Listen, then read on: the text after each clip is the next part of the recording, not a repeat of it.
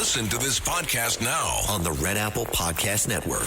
Why is the middle class shrinking? Why are people facing an affordability crisis while marginalized individuals called informals grow in numbers? Join me as I travel the world, speaking with people living in invisibility, the leaders working to solve it, and uncovering the hard truths shaping our economy and daily reality. Download all of Red Apple Media's podcasts right now through your favorite podcast platform. Listen, all you New Yorkers. Excuse me, taxi. Okay, man, we're looking around. This is the 77 WABC minicast. All right, everybody, on this Friday night, yes, we're going the Platner route once again because it just keeps getting better, or, depending on your perspective, infinitely worse if you're the Democrat Party, which now has ceded any illusion of having the moral high ground. At least they've always acted like they've always had the moral high ground, and talking about how I have to save democracy and destroy the fascists and the Nazis in the White House. Well, most of you are now backing a literal Nazi, a guy who obviously is a Nazi sympathizer, has a Nazi tattoo, concentration camp guards on his chest for 20 years. And now some ex-girlfriends of Platner have come out and are saying that he knew exactly what the Nazi tattoo meant, even though he claims that, no, I thought it was a skull and crossbones. Yeah, huh? Right. That's not holding up at this point. So New York Times comes out with a story, which I was just on Fox earlier today talking about how they completely soft-pedaled it while they came forward in terms of the story, and one particular ex-girlfriend of Platner described some pretty horrific stuff, including when he basically locked her in a closet for an entire evening and wouldn't let her out until the next day. That's not good. Believe all women. Oh, what does E. Jean Carroll think of all this? She can't have possibly any thought of backing Graham Platner, right? Believe all women. That's what Democrats said over and over again. And there are other times where obviously he grabbed women, leaving marks on their body. Disturbing behavior is the way these women described it. But here's the thing about the New York Times. They run this story. You have to go 22 paragraphs down before you find anything about these allegations. A lot of the beginning is a lot of campaign spin, and they really almost put you to sleep before they hit you with what should have been in paragraph 1, the lead. Paper of record. Great job. And then they tried to discredit the main character, so to speak, protagonist in this particular story, one of Graham Platner's ex-girlfriends, who happens to be and was a Republican operative. And the implication, if you read it, is, well, because of her political leanings, she just is coming forward now because she wants to take out Platner, even though she has texts, even though she has people that could corroborate her story. None of them were included in this New York Times. Well, let's call it what it is. I believe it was, who is that, Ronan? The Woody Allen's kid. Why can't I remember his name? Oh, man. Has he been off the map that long? Catch and Kill. Thank you. I read the whole book. Who is it, Kev? Ronan Farrow. Thank you. Right. Mia Farrow's son, of course. How do I not know that? It's Friday. It's been a long week. Anyway, the point is, here is Graham Platner with Chris Hayes, which you want to talk about, not even a softball interview. This was T-ball. If you put a beach ball on the tee, that's how soft this was. But here's Platner denying everything and anything that applied in terms of these allegations. And it's not exactly, well, convincing. Cut number 10, go. You did not grab her by the wrist. You did not put your hands on her shoulders. You did not push her into a room that you closed the door on. She's lying about that, is what you're saying. Yes, that is not true. And Chris Hayes is like, nope, I'm satisfied. Let's move on. Yes, that is not true. All right. So it's not just one woman saying this. There are several, and more will probably come forward. You know how this works. More will come forward. And now, at least I saw on CNN not too long ago, one Democratic congressman, I'm sorry, it was kind of going fast and I didn't get her name. It wasn't on the Chiron, saying that she no longer can support Graham Platner for Senate. And once one comes forward, somebody else will feel pressured to, and they'll tell two friends, and they'll tell two friends, and so on, like that old commercial. When the dam breaks, it happens quite quickly. Ask Eric Swalwell. So my feeling here is that he doesn't survive this, because there's a poll out today from Fabrizio, which is a very good pollster. I know you're saying I've never heard him before. It's one of Trump's pollsters, but he got the 2024 election nailed down to every state, down to the popular, everything. All right. So you can say, well, he's a Trump pollster. Well, yeah, he's good, though. Maybe that's why Trump employs him. Right now, he has Platner 46, Collins 46. This race was 12, 14 points in Platner's favor, like just a couple of weeks ago. When you fall that quickly, it's never going to go in the other direction, because once you are defined as a candidate, you can't put the toothpaste back in that tube. You can't unring that bell.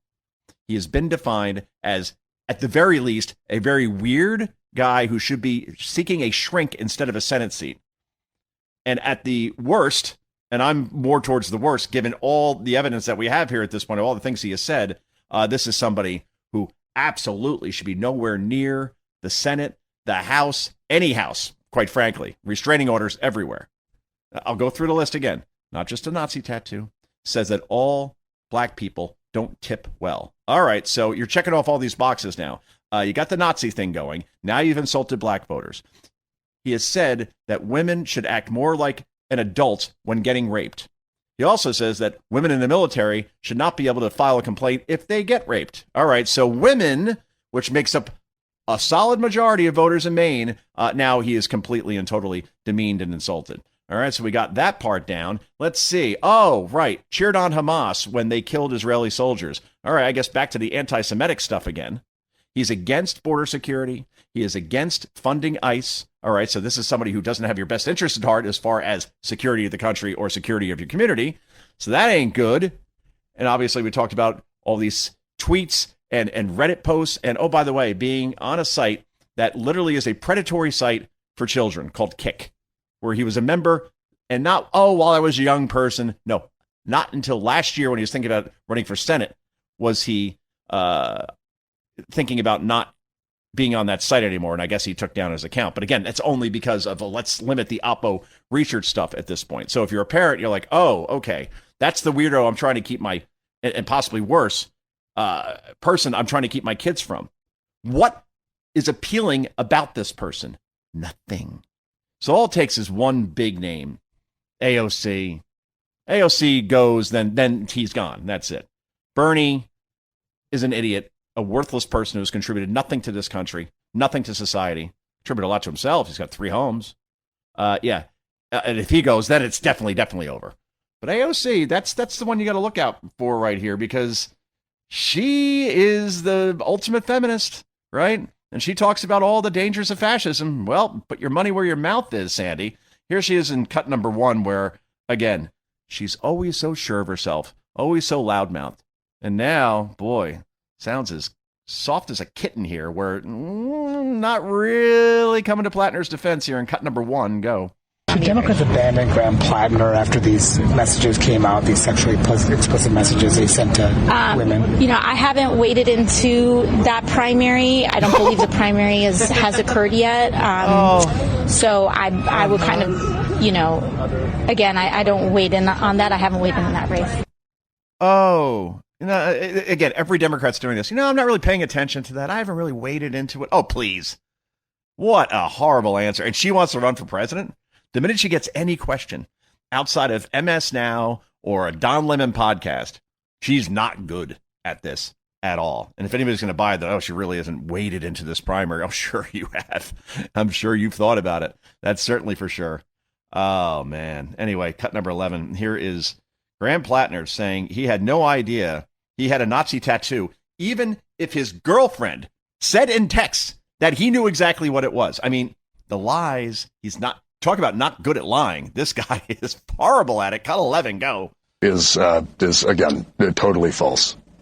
I do want to follow up one place on this, and I don't want to get too forensic, but, the Times basically reported that they saw texts of hers, including a text in August, I believe August 3rd of last year. This would be before October of last year, in which she basically said that you had a, quote, Nazi tattoo, and she joked about how she's going to go volunteer for Collins. Now, again, this is a text that got sent, so, we can place the time, right? This is in August. How does she know it's a Nazi tattoo in August of last year, and you don't know it's a Nazi tattoo in August of last year? Oh, pretty good question. Well, she certainly didn't send that text to me. So whoever she sent it to and was talking to, that's I can't say why, but I will say that I certainly didn't know, and the text messages she's sending to friends who may have recognized it, they didn't tell me that. So, see, no one. Can we talk? This. No one believes this. He knows exactly what it is. 20 years you have this thing. The girlfriend knows what it is, and you don't. And she sent text messages to her girlfriend. "We didn't send that to me. I could have used a heads up on this." Oh, man. Well, here's cut 19. Again, when the dam breaks, it breaks quickly. Van Jones, CNN, saying, "Platner, your stories just ain't matching up." 19, go. Terrible. And here, Democratic Senator John Fetterman, Pennsylvania, criticized him not for the first time, saying he's, quote, behaving in a degenerate way, urging voters to back Janet Mills, Maine's governor, in Tuesday's primary. What do you think, Ben? It's a moment of truth in this party. This is tough. I think that I hear people in our party, and they're saying, why are we so tough on our bad guys when the Republicans are so soft on their bad guys? You're not tough on and so that's the kind of stuff when you're a parent, you struggle with that, because it's like, look, we're running this house. We're not running the house across the street. We're not running the neighbor's house. We're running this house. And so what bothers me about what he's done is not just the things that are being reported about him, but that his stories just don't hold up. He said that he got this stuff under control years ago. And some of this stuff is not years ago, and people are concerned that there's more to come. I don't sit in judgment of anybody. All the work that I've done in prisons, and I'm a second chances, third chances, fourth chances guy. When you're on a redemption arc for real, when you've taken real accountability, when you've actually owned up and you have a track record, or at least you're honest about where you are in your process. My concern is he tried to polish this thing up. I used to be one way, now I'm not. Well, you better be telling the truth about that, and it seems like he's not. And so now this party's got to look in the mirror. Do you want to sign off on the Donald Trump standard of behavior? You got some other people who have very bad behavior in the other party. Is that now our standard in this party, or is it not? And I think people are going to have a tough choice in Maine. Tough choice. You're supposed to be better. Should be an automatic choice, right? Oh, yeah, the Donald Trump standard. At last check, Trump doesn't have a Nazi tattoo anywhere on his person. Anyway, some Democrats, though, still are totally behind Platner, including this clown, Corbin Trent. He is the head of Justice Democrats, who went on MS Now to say that actually a guy like Platner will elevate the morality of the Senate. You bring him in and he will improve the culture like Peyton Manning did for the Colts or something. Cut number 6, go. The morality of the Senate is something that I don't think will be brought down by the addition of Graham Platner. I believe, in fact, the morality of the Senate will come up a notch by the addition of Graham. I'm not even going to comment on that. I could go 100 different directions with that. Just think about what this guy is saying now at this point. Before we go to break, you'll know what to do here, Kevin, after we play this one. This is Hakeem Jeffries. Again, using the AOC excuse, using so many excuses that Democrats are saying, I'm not really following this Graham Platner story that is dominating every newscast for the last 2 weeks. Not really following it. I'm going to defer to Chuck Schumer. Don't talk to me about endorsements. Just ask Chuck, and whatever Chuck says, then I say. This is a weak person, and he wants to be Speaker of the House? I don't think so. Cut number 20, go. Well, let me say more generally, violence against women in any way, shape, or form is completely and totally unacceptable. And that should be clear to everyone, and everyone needs to draw that bright line in the sand.